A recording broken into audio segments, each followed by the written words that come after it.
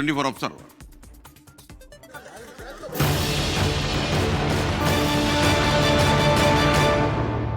വളരെ നാടകീയമായ നീക്കങ്ങളാണ് ഇപ്പോൾ കേരള സർവകലാശാലയുടെ തിരുവനന്തപുരത്തെ ആസ്ഥാനത്ത് നടക്കുന്നത്. വൈസ് ചാൻസലറും സിൻഡിക്കേറ്റും രണ്ട് തട്ടിലാണ്.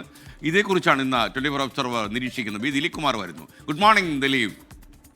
Good morning SKN. കേരള സർവകലാശാലയിൽ അതിനാടകീയ നീക്കങ്ങളാണ്. കേരള സർവകലാശാലയെ സംബന്ധിച്ചറിയാം, ഇത് രൂപീകരിക്കുമ്പോൾ തന്നെ അവിടുത്തെ ആദ്യത്തെ വൈസ് ചാൻസലറായി ഐൻസ്റ്റീനെ, പ്രശസ്ത ശാസ്ത്രജ്ഞനായിട്ടുള്ള ഐൻസ്റ്റീനെ കൊണ്ടുവരുന്നതിനെക്കുറിച്ച് പോലും ചർച്ച നടത്തിയിട്ടുള്ള, അല്ലെങ്കിൽ അതിനുവേണ്ടിയുള്ള നീക്കങ്ങൾ നടത്തിയിരുന്ന, അന്ന് ശ്രീ ചിത്തിര തിരുനാൾ ബാലരാമ ഓർമ്മയും അന്നത്തെ ദിവാനായിരുന്ന CP രാമസ്വാമി അയ്യരുമൊക്കെ അത്തരം നീക്കങ്ങൾ നടത്തിയിരുന്ന കേരളത്തിലെ പ്രമുഖമായ ഒരു സർവകലാശാലയാണ് കേരള സർവകലാശാല.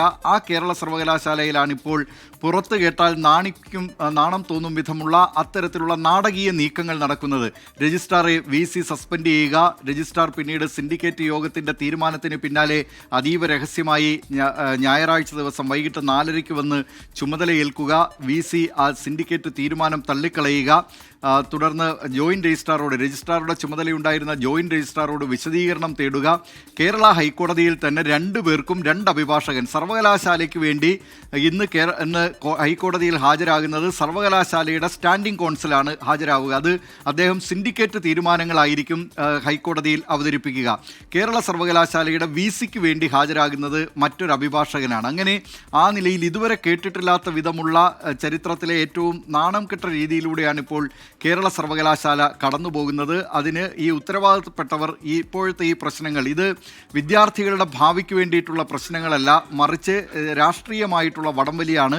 ആ രാഷ്ട്രീയ വടംവലിയിൽ നിന്ന് ഉത്തരവാദിത്തപ്പെട്ടവർ മാറി നിൽക്കും എന്ന് കരുതാം. കേരള സർവകലാശാലയെ സംബന്ധിച്ച് കേരള സർവകലാശാലയുടെ നയങ്ങൾ രൂപീകരിക്കുന്നത് സർവകലാശാലയുടെ സിൻഡിക്കേറ്റാണ്. എല്ലാ നിയമനങ്ങളുടെയും അവസാന വാക്കെന്ന് പറയുന്നത് സർവകലാശാല സിൻഡിക്കേറ്റാണ്. ആ സിൻഡിക്കേറ്റ് തീരുമാനങ്ങൾ ശരിവെക്കുക എന്നതാണ് വൈസ് ചാൻസലർ സാധാരണഗതിയിൽ ചെയ്യുക. മാത്രമല്ല, എന്നാൽ സർവകലാശാലയുടെ സിൻഡിക്കേറ്റോ അക്കാദമിക് കൗൺസിലോ കൂടാത്ത സാഹചര്യത്തിൽ ദൈനംദിന കാര്യങ്ങളിൽ തീരുമാനമെടുക്കാൻ VCക്ക് അധികാരമുണ്ട്. അത് പിന്നീട് 2 മാസത്തിലൊരിക്കൽ ഈ സിൻഡിക്കേറ്റ് യോഗം ചേരണം എന്ന് വ്യവസ്ഥയുണ്ട്. ആ സിൻഡിക്കേറ്റ് യോഗത്തിൽ ഈ VC എടുത്തിട്ടുള്ള അടിയന്തര തീരുമാനങ്ങൾ അത് അവതരിപ്പിച്ച് അംഗീകാരം തേടേണ്ടതുമുണ്ട്. അങ്ങനെ സാധാരണഗതിയിൽ സിൻഡിക്കേറ്റ് യോഗങ്ങളിൽ ഏതാണ്ട് 70% അജണ്ടയും VC പെട്ടെന്ന് കൈക്കൊണ്ടിട്ടുള്ള തീരുമാനങ്ങൾ അംഗീകരിക്കുക എന്നതാണ്. പക്ഷേ ഇന്നലെ നടന്ന സംഭവങ്ങൾ അത് നാടകീയ സംഭവങ്ങളായിരുന്നു. VC യോഗത്തിൽ നിന്ന് ഇറങ്ങിപ്പോകുന്നു, യോഗം പിരിച്ചുവിട്ടതായി VC പുറത്തുവന്ന് മാധ്യമപ്രവർത്തകരോട് പറയുന്നു. അങ്ങനെ ഒരു ഘട്ടത്തിലേക്ക് കടക്കുമ്പോൾ ഈ സിൻഡിക്കേറ്റ് യോഗത്തിന് തന്നെ അവിടെയുള്ള മറ്റേതെങ്കിലും ഒരു സിൻഡിക്കേറ്റ് അംഗത്തിൻ്റെ തന്നെ അധ്യക്ഷതയിൽ യോഗം തുടരുന്നതിനുള്ള വ്യവസ്ഥകൾ ഉണ്ട്.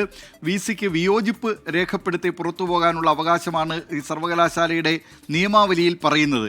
ഏതായാലും കാര്യങ്ങൾ ഇങ്ങനെ സങ്കീർണമായ സ്ഥിതിക്ക് ഇന്ന് ഹൈക്കോടതി ഈ വിഷയം പരിശോധിക്കുകയാണ്. എന്തായിരിക്കും ഹൈക്കോടതി ഇക്കാര്യത്തിൽ തുടർന്ന് സ്വീകരിക്കാൻ പോകുന്ന നിലപാട് എന്നതാണ് ഏവരും ഉറ്റുനോക്കുന്നത്. SKN. Okay, thank you Dileep Kumar. ഇനി നിരീക്ഷണവുമായി ദിലീപ് കുമാർ നാളെ ഈ പരിപാടിയിൽ പങ്കെടുക്കും.